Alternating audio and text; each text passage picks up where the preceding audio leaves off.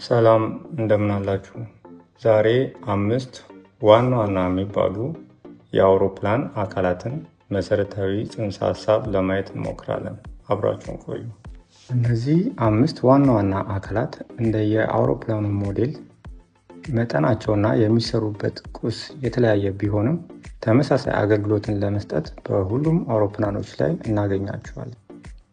ከእነዚህ 5 ዋና ዋና የአውሮፕላን አካላት በግንባር ቀደምነት የሚመደበው ፊውዝሌጅ የተሰኘው ማዕከላዊ የሆነው የአውሮፕላኑ አካል ሲሆን ይህም አካል የተቀሩት 4ቱ ዋና ዋና ክፍሎች የሚገጠሙበት አካል ሲሆን በተጨማሪም ኮክፒት የተሰኘ የበረራ ሰራተኞች ክፍልን፣ የመንገደኞች ክፍልን እንዲሁም የእቃ መጫኛ ክፍልን በተጨማሪም ልዩ ልዩ የኤሌክትሪካል እና ሃይድሮሊክ ሲስተምን የሚረዱ መሳሪያዎች ክፍልን አጠቃሎ የያዘ ነው። በሁለተኛ ደረጃ የምንመለከተው ደግሞ ለአውሮፕላን መንሳፈፍ ዋነኛ ምክንያት የሆነውን ዊንግ ወይም የክንፍ አካል ነው።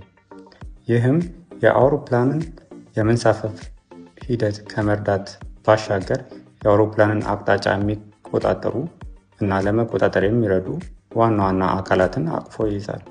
በክንፍ ላይ የሚገኙትም አካላት ኤለሮንስ፣ ስላት፣ ፍላፕስ፣ ስፖይለርስ እንዲሁም ዊንግሌስ ኦር ሻርክሌትስ የሚባሉ ሲሆኑ በሁለት ዋና ዋና ክፍሎች ማለትም ፕራይመሪ እና ሰከንደሪ ኮንትሮል ሰርፌስ በመባል ይከፈላሉ። በሌላ ቪዲዮ ስለነዚህ በጥልቀት እናያለን።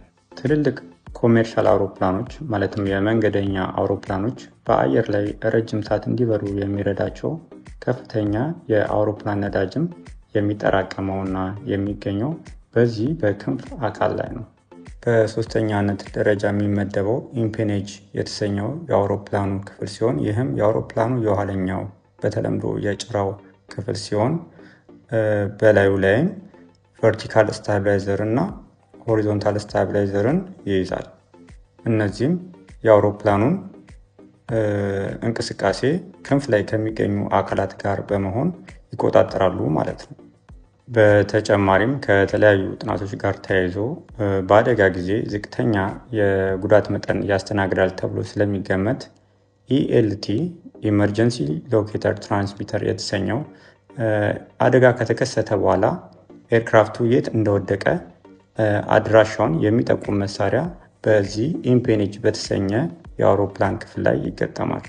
በአራተኝነት ደረጃ የምናገኘው ፓወር ፕላንት የተሰኘ የአውሮፕላኑን አካል ሲሆን ይህም ልዩ ልዩ የሆኑ ለአውሮፕላኑ የኃይል ምንጭ